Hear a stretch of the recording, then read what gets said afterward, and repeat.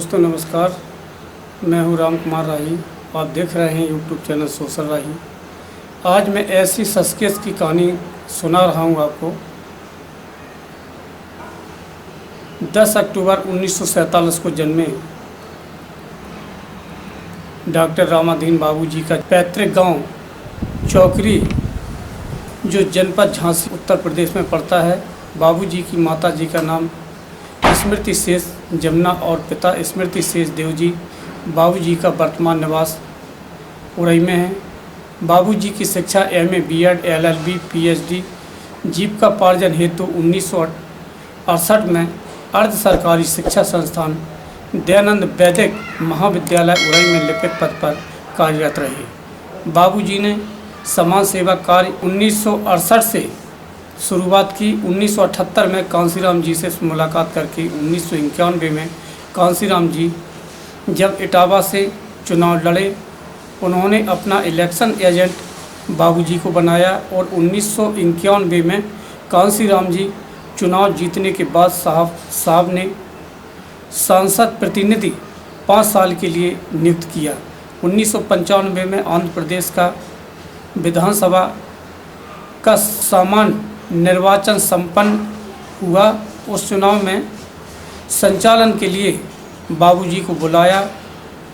आइए परम आदरणीय माननीय सम्मानीय डॉक्टर रामाधीन बाबूजी से मैं रूबरू कराता हूँ। सर जी, आपने जो बहुमूल्य समय आपने हमें दिया, इसके लिए मैं आपका आभार व्यक्त करता हूँ। साथ में नमो बुद्धाय, जय भीम करता हूँ। राही जी, बहुत बहुत धन्यवाद। जय भीम, नमो बुद्धाय।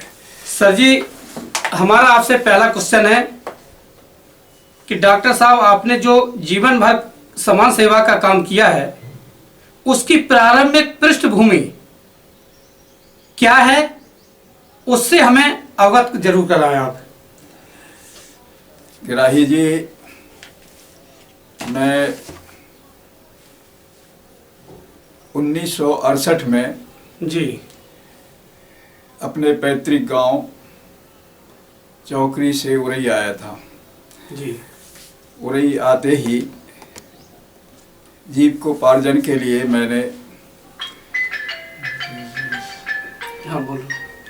दयानंद वैदिक महाविद्यालय उड़ई में जी। तृतीय श्रेणी की सर्विस स्वीकार कर ली। जोर से बोले सर जी थोड़ा। दिल के अंदर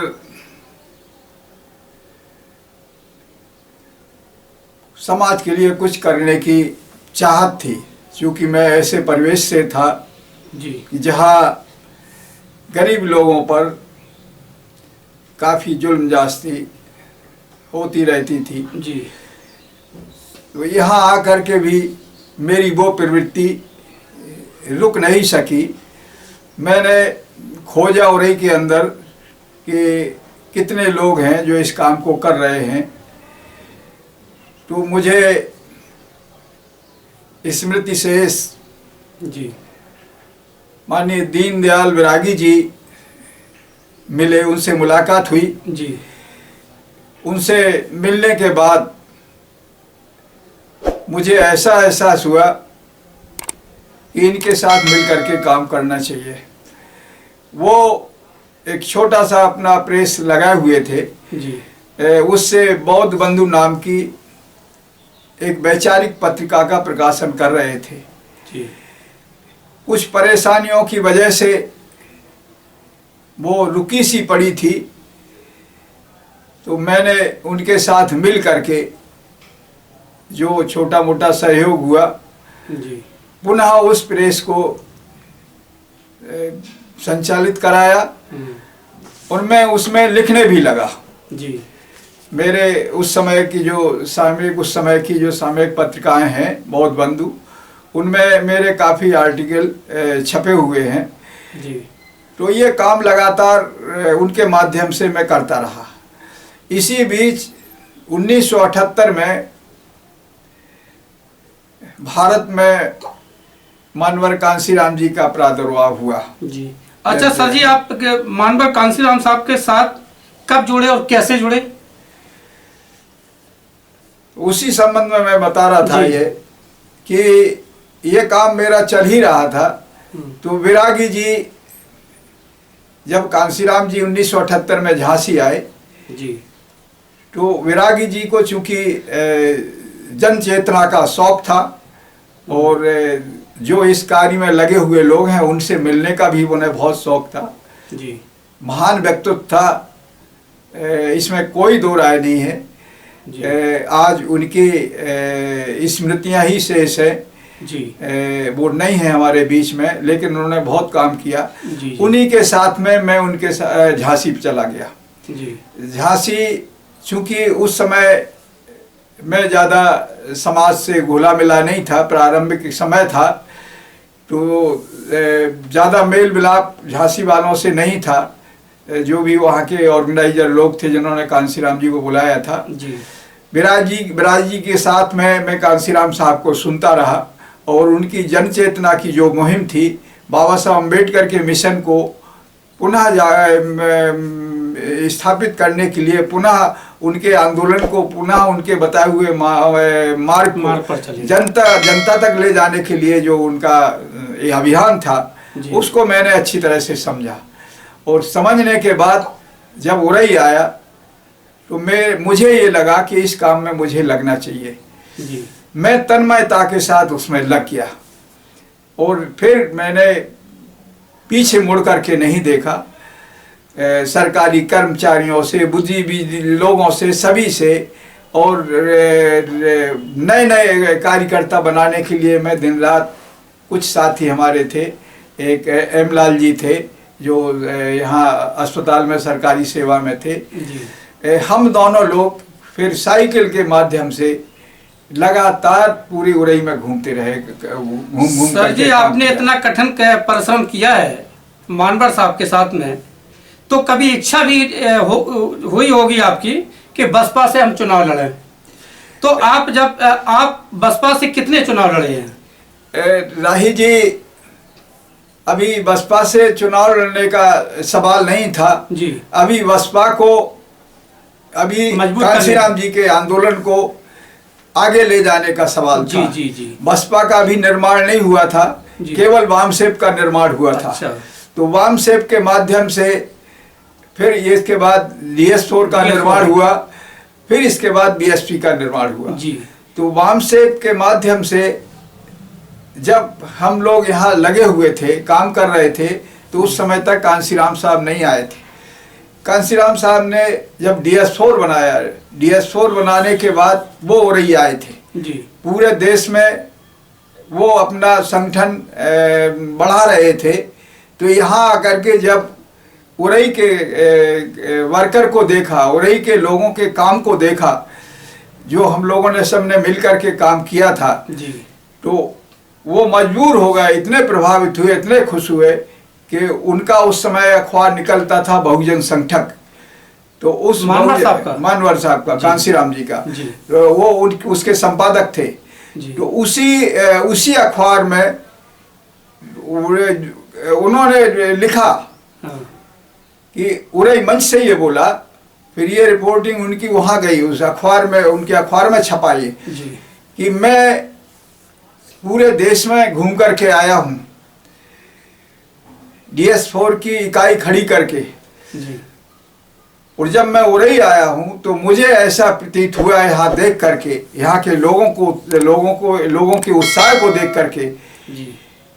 कि इंडिया में उरई की यूनिट, उरई के कार्यकर्ता नंबर 1 पर काम कर रहे हैं जी। ये मुझे सौभाग्य प्राप्त हुआ, जो हमारे साथी थे उनकी मेहनत से हम लोग 1983 में इस स्तर पर पहुंच गए थे कि कांसीराम जी की दृष्टि में नंबर 1 पर आ गए थे जी। इसके बाद फिर कांसीराम साहब से लगातार मुलाकात होती रही हमारी। 1984 में BSP का निर्माण हुआ जी। 1983 में एक घटना और हुई घटित कि माधोगढ़ की सीट खाली हो गई थी जी। माधोगढ़ की सीट पर हम लोग इतने तैयार हो गए थे उरई में कि जब देश भर में कांसीराम जी अपनी बात को बता रहे थे कि कांसीराम जी को लोग समझ रहे थे, जी। उस समय हम लोग इसी स्तर पर आ गए थे कि हम कांसीराम जी के माध्यम से, कांसीराम जी के आंदोलन के माध्यम से, कांसीराम जी का संगठन DS4 के माध्यम से जी 83 में जो वाई इलेक्शन हुआ था माधोगढ़ में, हाँ उसमें आदरणीय शिवराम कुशवाहा जी को जी हम लोगों ने DS4 के संगठन ने उनको चुनाव लड़ाया था। वो चुनाव लड़े थे जी। और चुनाव इस स्तर पर लड़े वो कि जीतने के नज़दीक पहुंच गए थे। कांसीराम जी ने जब इस माहौल को देखा, उरई के कार्यकर्ताओं के इस लगन को देखा, तब उन्होंने ये उरई के वर्कर को जो यहाँ लगे हुए थे विशेष महत्व देने लगे। ये मेरा सौभाग्य है कि मुझे कांसीराम जी उसी समय से अपने नज़दीक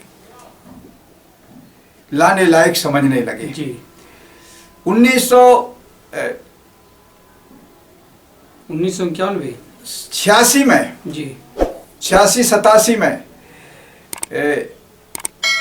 पहले ये BSP 1984 बनी, 14 अप्रैल 1984 को BSP बनी। जी BSP से चुनाव हुआ पार्लियामेंट का पूरे देश में। जी तो यहाँ चारों विधायक, 5 विधायक लड़े और मैं पार्लियामेंट का चुनाव लड़ा। अच्छा 1984 में BSP से। ये चुनाव मैं हार गया, लेकिन एक माहौल बना। हमारे सभी MLA हार गए, हम भी हार गए, लेकिन एक माहौल बना और अच्छे वोट मिले। देश भर में जो सबसे अच्छे वोट मिले थे वो उरई पार्लियामेंट पर मिले थे। ये बहुत अच्छा यहाँ प्रदर्शन हुआ था। फिर 86-87 में राठ की सीट खाली हुई, तो वहाँ पर भी हम लोगों ने प्रयास करके वहाँ पर प्रत्याशी लड़ाया और वो भी जीतने के किनारे पहुँचे। और वहीं से फिर पूरे बुंदेलखंड में एक मुहिम सी छिड़ गई पूरे के पूरे आंदोलन को खड़े होने की। और ये आंदोलन यहाँ तक बढ़ गया कि कांसीराम जी को बुंदेलखंड पर बहुत विश्वास हो गया। और ये फिर 89 का चुनाव हुआ, पार्लियामेंट का जनरल चुनाव पूरे देश में जी। और उत्तर प्रदेश का भी उसमें विधानसभा का चुनाव शामिल था। विधानसभा का उत्तर प्रदेश का भी चुनाव था और पार्लियामेंट का चुनाव। पार्लियामेंट सीट पर 5 प्रत्याशी लड़े और मैं जो विधानसभा के थे वो 5 लड़े और मैं पार्लियामेंट लोकसभा का जो सदस्य का जो चुनाव था उसको मैंने लड़ा। उसको कांसीराम जी ने मुझे प्रत्याशी बनाया। यहाँ ये कहने में मुझे खुशी महसूस हो रही है कि पहली बार संपूर्ण देश में जनपद जालौन के 3 विधायक जीते। क्या बात है सर जी। और मैं भी जीत के किनारे पहुंचा जी। ये दुर्भाग्य है, ये क्या परिस्थितियां ऐसी थी कि मेरे 3 विधायक जीते लेकिन मैं हार गया जी। लेकिन मेरे सीट के नीचे 3 लोग जीते जी। लेकिन पार्लियामेंट की सीट जिसका एक प्रत्याशी जीता है MLA का, वो पार्लियामेंट का चुनाव जीत गया जी। ये क्यों ऐसा हुआ, ये तो अंधकार की गर्त में है, नहीं कुछ कहा जा सकता है, लेकिन माहौल बहुत अच्छा बना और कांसीराम जी बहुत प्रभावित हुए। इसके बाद फिर कांसीराम जी को ये लगा कि उरई सीट अच्छी तैयार है जी। उन्होंने इटावा से चुनाव लड़ने का मन बनाया 1991 में, चूंकि वहाँ रिगिंग बूथ कैप्चरिंग की वजह से चुनाव निरस्त कर दिया गया था। तो वो चुनाव 1991 में हुआ, नवंबर 1991 में जी। जब वो चुनाव हुआ तो उन्होंने मुझे आदेशित किया कि आप इटावा का चुनाव देखेंगे जी। मैं वहाँ से चुनाव लड़ूंगा और आप उसको देखें। तो मुझे यहाँ ये अचंबा लगा कि मैं तो हारा हुआ आदमी हूँ, मेरे 3 MLA जीते और मुझे कांसीराम साहब ये कह रहे हैं, मुझ पर इतना भरोसा है कि हारने के बाद भी, हारा हुआ व्यक्ति तो किसी काम का नहीं होता है, ना उससे कोई ज़्यादा लगाव होता है पार्टी के बड़े नेताओं का, लेकिन कांसीराम साहब ने मेरी क्या विशेषता देखी कि जिस वजह से उन्होंने मुझे उस चुनाव का उस क्षेत्र को तैयार करने का जिम्मा दे दिया जी। चुनाव संपन्न हुआ, कांसीराम साहब आए उधर, मैंने उनके आदेश का पालन किया और हम 3 लोग यहाँ बुंदेलखंड से इटावा पहुँचे। बांदा से दद्दू प्रसाद जी और ललितपुर से सेवाराम, हम 3 लोग उधर पहुँचे। ये हमारे साथी थे, तो इनको लेकर के हम इटावा पहुँचे, इटावा को तैयार किया। कांसीराम साहब चुनाव लड़े जी। अब जब एक पार्टी का राष्ट्रीय अध्यक्ष वहाँ चुनाव लड़ रहा है, तो अब चुनाव संचालन कौन करेगा? पहली बार ही मुझे आश्चर्य हुआ कि कांसीराम साहब मुझे चुनाव लड़ाने की जिम्मेदारी दे रहे हैं। और जब उनका इलेक्शन एजेंट बनने की बात आई, जो चुनाव का संचालन करेगा, तब भी कांसीराम साहब ने कहा कि मेरे चुनाव के अभिकर्ता, मेरे चुनाव के इलेक्शन एजेंट आप बनेंगे। मैंने कांसीराम साहब के आदेश का पालन किया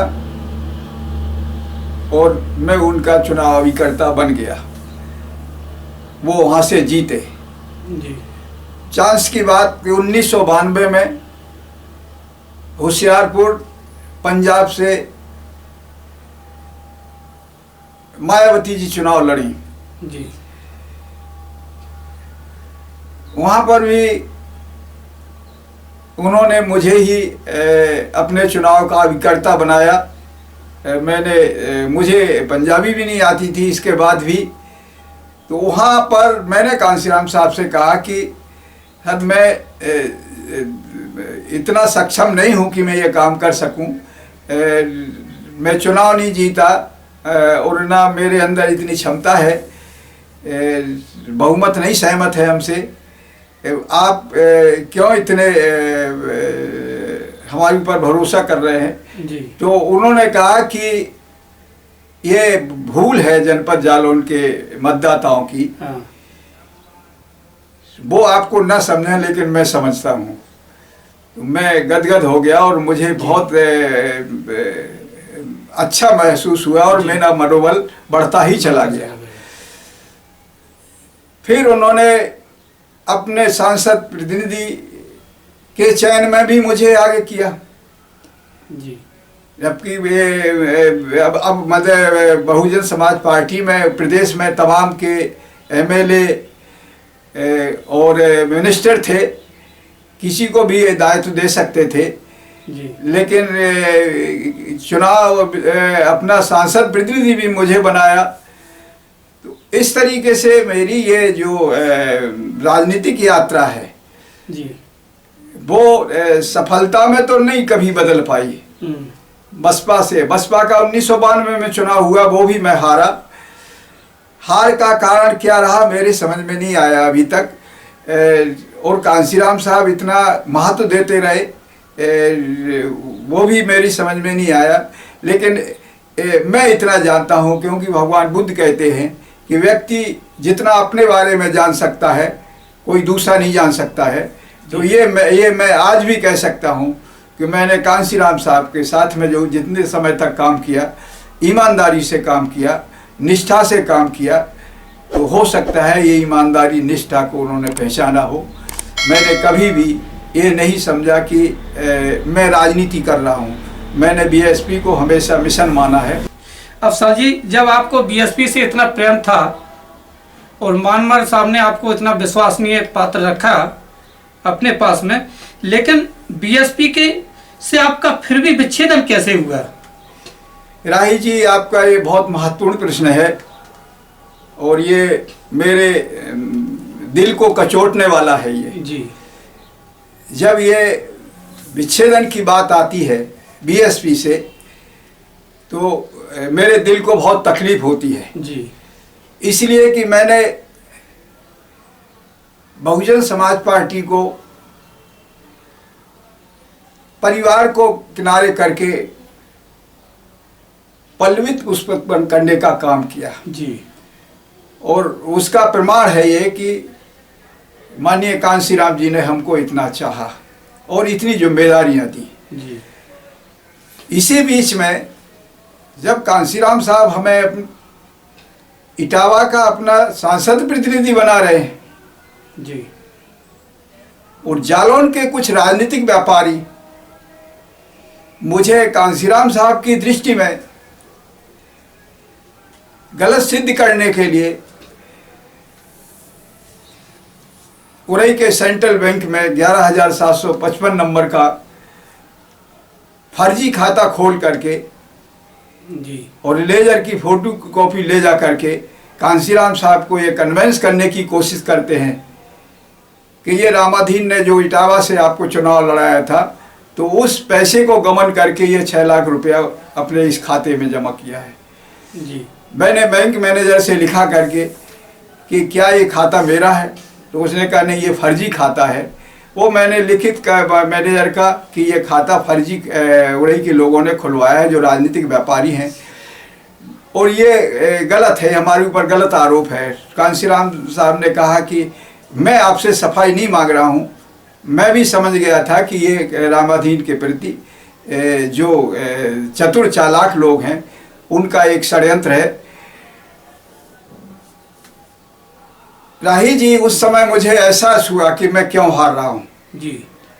और मुझे यह भी एहसास हुआ कि दूसरे दलों में ऐसे षड्यंत्र हुआ करते हैं एक दूसरे को नीचे गिराने में। बीएसपी तो मिशन है, बिल्कुल बिल्कुल सही। और मिशन में अगर ऐसे षड्यंत्रकारी पैदा हो गए हैं तो निश्चित तौर से अब बुंदेलखंड में बीएसपी का अंधकारमय माहौल होगा।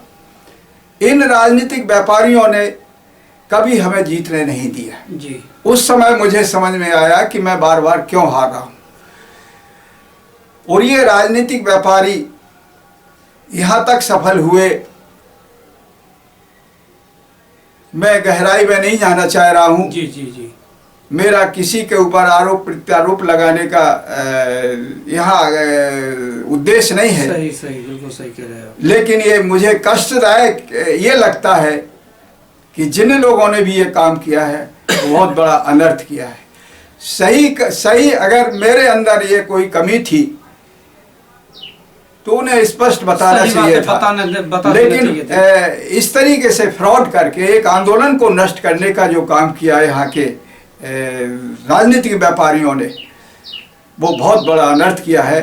और इसी षड्यंत्र ने हमें बीएसपी से अलग होने के लिए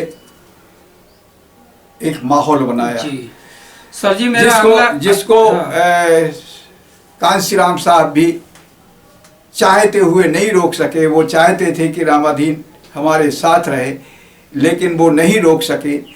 और इन षड्यंत्रकारियों का रिजल्ट आज सामने है।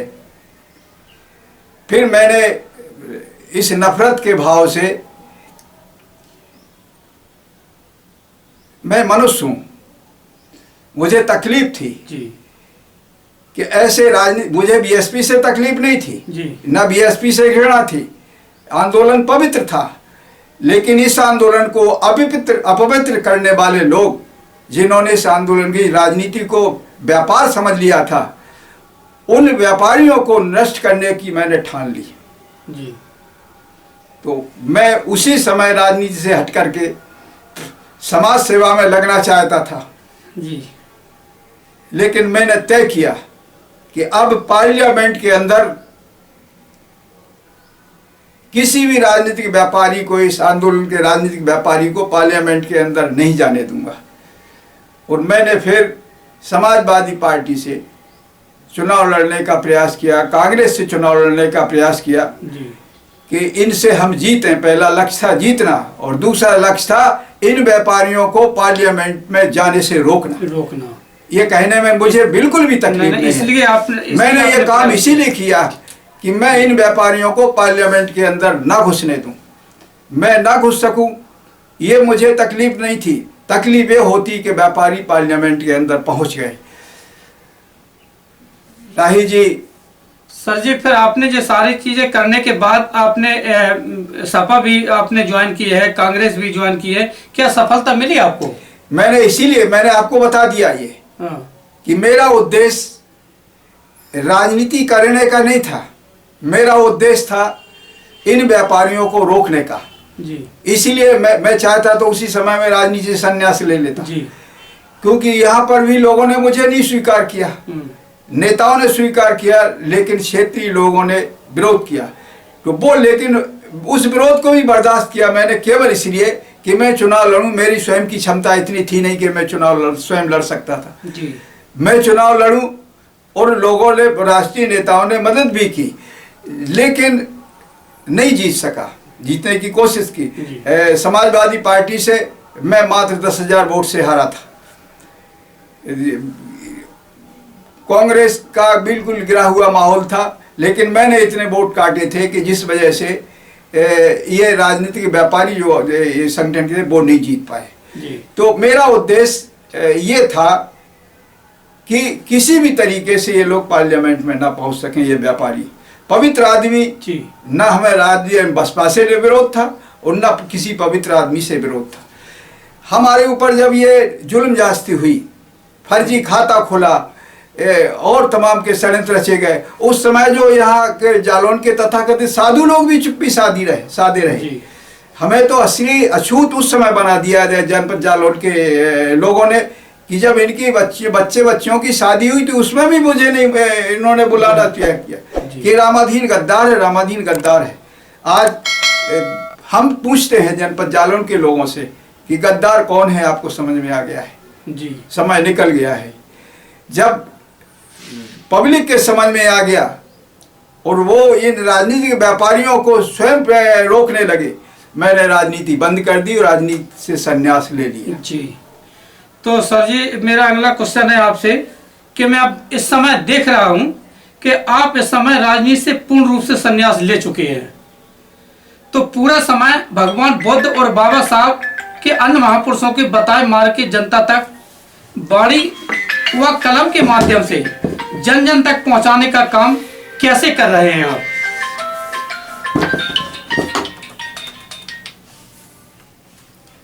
सर जी। राही जी, मैं जब बैरागी जी के साथ में काम कर रहा था तो मुझे ये लगा कि अपनी शिक्षा को और आगे बढ़ाना चाहिए जी। तो मैंने शब्दों के माध्यम से पीएचडी की। शब्दों का ज्ञान अच्छा था और बुद्ध को समझने के लिए, बाबा साहब को समझने के लिए पढ़ा लिखा होना बहुत आवश्यक है जी जी जी। मैंने ये डिग्री जीविकोपार्जन के लिए नहीं ली थी, बल्कि इसलिए ली थी कि ज्ञान अर्जन हो जी। ये काम मैं अभी नहीं करूं, मैं 10 साल से राजनीति से भी लग हूं जी। 10 साल से मैं किसी भी दल के पास नहीं गया है कि मुझे चुनाव लड़ना है, मुझे आप टिकट दो, क्योंकि राजनीति से मुझे नफरत हो गई है। यहाँ पर जब तक पैसा नहीं होगा तब तक राजनीति नहीं की जा सकती। और पैसा किसका होगा? पैसा तो पब्लिक का होगा जी। अनुचित साधन से होगा। कांसीराम साहब का जीवन निकल गया, उनका खाता भी नहीं था। एक बार जीते, तमाम के लोग जीतते रहे, लेकिन कांसीराम साहब को जीतने में अकाली दल से समझौता करना पड़ा। यहाँ पर इटावा में इसी तरीके से बात हुई। तो ये जीतना नहीं होता है, जीतना होता है स्वयं के बल पर। बाबा साहब अम्बेडकर भी पब्लिक के माध्यम से एक चुनाव जीते अपने जीवन में जी। कभी नहीं जीत सके क्योंकि लोग गुमराह करते रहे। तो ये इसका मतलब ये नहीं है कि ये लोग अक्षम थे। कारण ये था कि ये लोग शुचिता की राजनीति करना चाहते थे। और भारत में जब भी रिजल्ट आता है, चाहे पार्लियामेंट का गठन हो रहा हो, चाहे किसी प्रांत की विधानसभा का गठन हो रहा हो, भारत की विधानसभा का किसी भी क्षेत्र में गठन हो रहा हो, तो क्या कहते हैं अखबार वाले कि जो भी प्रतिनिधि जीत करके आए हैं उनमें मेजॉरिटी में ऐसे लोग हैं कि जिन्हें जेल में होना चाहिए। भ्रष्ट और बेईमान लोग जीत के जा रहे हैं। तो ऐसे माहौल में तो सबके बस का नहीं है राजनीति करना। हाँ, राजनीति से नफरत नहीं है, लोकतंत्र से नफरत नहीं है। लोकतंत्र से बढ़िया कोई राजनीति पद्धति नहीं है, राज करने की पद्धति नहीं है। लेकिन मेजॉरिटी में जब लोग इससे पक्षधर हैं, बाबा साहब हारे, कांसीराम साहब हारे, मैं भी हारता रहा जी, तो केवल इसीलिए हारते रहे कि लोगों ने स्वीकार नहीं किया। सही बात। पैसे वालों को स्वीकार किया जी, वही आज पैसा जिसके पास होगा वही आगे। इसीलिए मैंने सोचा कि मेरे सामने दो विकल्प थे कि या तो राजनीति में सफलता हासिल करने के लिए प्रस्तुत माहौल के जो संप्रति प्रस्तुत माहौल है उसमें डूबा जाए, या फिर राजनीति से अलग हुआ जाए। तो ये मेरा राजनीति से पलायन नहीं है, बल्कि आज की व्यवस्था से मजबूर होकर के मैंने राजनीति से तटस्थता ली है। जी, बीएसपी से तो पहले ही बिलगाव हो गया था इन राजनीतिक व्यापारियों की वजह से। जी, वो राजनीतिक व्यापारी आज खूब फल फूल रहे हैं। तो राही जी, मैं काम कर रहा हूँ, जो मेरा पढ़ना लिखना है, जो लेखन का काम कर रहा है अभी। हाँ, तो ये भी तो एक मिशन का काम है। ये आपका बड़प्पन है कि आप इसे मान रहे हैं। मैंने अभी कांसीराम साहब की बायोग्राफी लिखी, वो प्रकाशित होने के अंतिम पड़ाव पर है। 1 या 2 माह के बीच में पाठकों के बीच में आ जाएगी वो। और मेरे पास लेखन सामग्री बहुत है जी। आँखों में थोड़ी सी कमजोरी आ गई है, तो इसकी वजह से चूँकि पूरा समय राजनीति में और दूसरे कामों में लग गया, अब ये जो हमारे जीवन का जो उत्तरार्ध का समय है और उसमें हम ये काम कर रहे हैं। कठिन काम है ये पढ़ने लिखने का। सर जी, इस समय मैं आपकी उम्र भी देख रहा हूँ, उम्र का तगाजा झेलते हुए भी इस उम्र का शायद कोई चल नहीं सकता है, बोल नहीं सकता है, बैठ नहीं सकता, उठ नहीं सकता। उस पीरियड में आप इतना बड़ा लेखन का काम कर रहे हैं। मैंने अभी करीब 7-8 साल पहले पूरा त्रिपिटक, जिसका हिंदी रूपांतरण हुआ है अभी तक जी, उसको खरीद करके और उसके लगातार अध्ययन में लगा रहता हूँ। बहुत गंभीर अध्ययन है और दुनिया का सबसे विशाल भंडार है त्रिपिटक। तो बाबा साहब के साहित्य में डूबा रहता हूँ और मेरे पास पांडुलिपि के माध्यम से बहुत काफ़ी लेखन है इन महापुरुषों पर जो प्रामाणिक है। मेरी बड़ी बेटी डॉक्टर ज्योति, वो गवर्नमेंट डिग्री कॉलेज में पॉलिटिकल साइंस की प्रोफेसर है जी। अब उससे मेरी अपेक्षा है कि वो हमारे इस लेखन कार्य को प्रकाशित कराएगी और निश्चित कराएगी, मुझे पूरा विश्वास है। आपको मिशन आगे जाना चाहिए। आपका जो लेखन वाला है कार्य वो पीछे नहीं जाना चाहिए, आगे जाना चाहिए। नहीं जाएगा वो, और मेरी बेटी इस काम को करेगी जी। अभी छत्रपति साहू जी, डॉक्टर अम्बेडकर के तुलनात्मक अध्ययन को मैंने लिखा है। भगवान बुद्ध पर करीब अभी 2-3 किताबें लिखी जा सकती हैं, इतनी सामग्री मेरे पास हो गई है। तो इसको अब कोई यंग हो और पढ़ा लिखा हो वो इसका प्रकाशन के कार्य को कर सकता है। जी, तो अब बेटी पर भरोसा है कि वो निश्चित करेगी, होनहार बेटी है, वो करेगी ये काम को। सर जी, मेरा एक क्वेश्चन रह गया आपसे कि बाबा साहब के जो 3 मूल बिंदु हैं, शिक्षित बनो, संक्षिप्त रहो, संघर्ष करो, इसके बारे में आपके क्या विचार हैं? राही जी, बाबा साहब ने एक बात कही है कि गुलाम को गुलामी का एहसास करा दो, वो क्रांति कर देगा। जी। आपको ये ज्ञात होना चाहिए कि जब पूना पैक्ट हुआ था तो उस समय बाबा साहब ने ये कहा था कि मुझे पास के बिजली के खंभे पर लटका करके फांसी दे दो, लेकिन कम्युनल रिवार्ड में जो कुछ भी मिला है उसमें एक शब्द का भी फेरबदल हम नहीं करना चाहते। लेकिन बाद में बाबा साहब को पूना पैक्ट करना पड़ा। जी। क्यों करना पड़ा, इसमें बहुत बड़ा रहस्य छिपा हुआ है। अगर देश के हमारे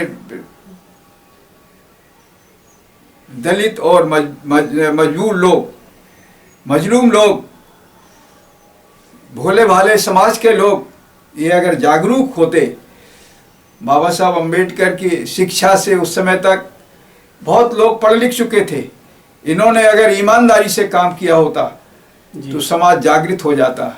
और समाज जागृत हो जाता तो सवाल ही नहीं था कि महात्मा गांधी अनशन पर बैठते। जी।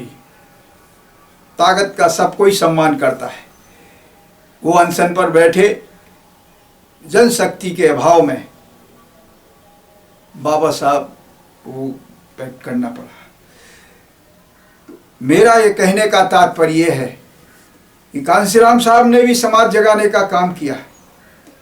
बाबा साहब जीवन भर यही कहते रहे कि मेरे पढ़े लिखे लोगों, मेरे समाज के लोगों, जागृति की आग को बुझने मत देना। क्या आपको एहसास हो रहा है ये कि हमारा समाज जग चुका है? नहीं जगा। तो जगे हुए लोग ही अध्ययन की ओर उन्मुख होंगे। बच्चे पैदा कर लेते हैं समाज के लोग, और दारू पीना, जुआ खेलना है। बच्चे पड़े हुए हैं रास्ते में। जी।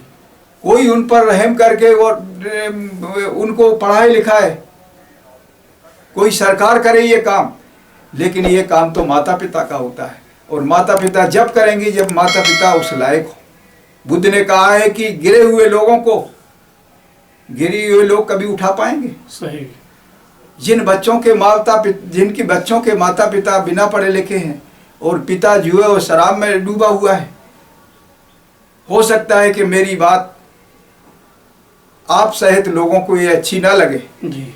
लेकिन यथार्थ यही है कि जब तक समाज को जागृत नहीं किया जाएगा, जब तक माता पिता को तैयार नहीं किया जाएगा, और उनको तैयार कौन कर सकेगा? क्या ये राजनीतिक व्यापारी कर लेंगे? नहीं कर पाएंगे। क्या ये पैसे की हवस में ये बड़े बड़े ऊंचे कर्मचारी हैं, अधिकारी हैं, ये करोड़ों अरबों रुपया इकट्ठा करके ये आते हैं, क्या रिटायरमेंट के बाद ये करेंगे तो इससे कुछ हो पाएगा? नहीं हो पाएगा। किराए के लोगों से कुछ नहीं हो सकता है। इसके लिए बुद्ध होना पड़ेगा, इसके लिए अम्बेडकर होना पड़ेगा, इसके लिए कांसीराम बनना पड़ेगा। जी। कांसीराम साहब ने जो त्याग किया था, कितने लोग महाराष्ट्र में कांसीराम साहब के साथ में उस अनुसंधान केंद्र में कार्यरत थे, जो बाबा साहब के परम भक्त थे। लेकिन बाबा साहब के जन्मदिन की छुट्टी और बाबा साहब भगवान बुद्ध के जन्मदिन की छुट्टी निरस्त होने पर अगर किसी का दिल छटपटाया था, वो कांसीराम साहब का दिल छटपटाया था। जी। उन्होंने क्यों रिजाइन कर दिया? क्यों उन्होंने पूरा जीवन समाज को जगाने में लगा दिया? बाकी सब के सब लोग जो सस्पेंड कर दिए गए थे, इधर उधर भागे थे, वो सब के सब संस्थान के अंदर काम करने लगे। बाबा साहब ने अपने जीवन काल में 4 औलादों को गमा दिया। उनको अपने हाथ से दफनाने के लिए उनके पास कफन भी नहीं रहा। सही। दुनिया के सबसे पढ़े लिखे व्यक्ति थे, वो चाहते तो वो कितना भी पैसा कमा सकते थे, लेकिन जीवन भर समाज को जगाने के लिए अपने ना परिवार को देखा, ना धन संचय को देखा। और जिस रिजर्वेशन के माध्यम से असंख्य ये गिरे हुए समाज के लोग उठ के खड़े हो गए हैं, आज वो कैसे टूट पड़ रहे हैं सुख सुविधाओं की तरफ। हमें पब्लिक को जगाने के लिए, हमें लोगों को जगाने के लिए पहले हमें खुद संकल्पित होना पड़ेगा कि बाबा साहब, हम आपके लिए, आपके मिशन के लिए, कांसीराम साहब आपके मिशन के लिए हमने जो भूल की है, अब पूरा का पूरा जीवन अर्पित करेंगे। और हम जब तक हम नहीं जगाएंगे तब तक क्या वो जगा जगेंगे जो यथास्थिति बनाए रखना चाह रहे हैं? नहीं जगेगी। वो नहीं जगा, वो नहीं उनको जगाना चाहते हैं। और हम भी उनको उसी दे। क्या आप नहीं देखते हो कि जो पढ़े लिखे लोग हैं, जो राजनीतिक व्यापारी हैं, अपने ही समाज के जो चुनाव लड़ते हैं, तो उन साधनों का, उन अनुचित साधनों का प्रयोग वो भी करते हैं जिनका ये राजनीतिक व्यापार। वो तो चाहते हैं कि ये ऐसे ही शराब पी करके और पैसा लेकर के हमको वोट देते रहें। हम भी उसी अगर पद्धति को अपना लें, उसी प्रणाली को अपना लें तो जीत भली जाएंगे। लेकिन ऐसे भ्रष्ट लोग कभी भी समाज को जगाने का काम नहीं करेंगे। बढ़िया सर जी, आपने बहुत अच्छा। क्या बाबा साहब पागल थे जी? क्या बाबा साहब को समाज से प्रेम नहीं था? जो उन्होंने 15 अक्टूबर 1956 को ये कहा था कि मैंने देख लिया है कि रिजर्वेशन से जो भी चुन करके जाते हैं वो संविधान में जो भी प्रदत्त अधिकार है समाज के लिए, गरीबों के लिए, वो सब का उपभोग वही करते हैं। इसलिए मैं संकल्प के साथ कहता हूं कि ये रिजर्वेशन समाप्त किया जाए।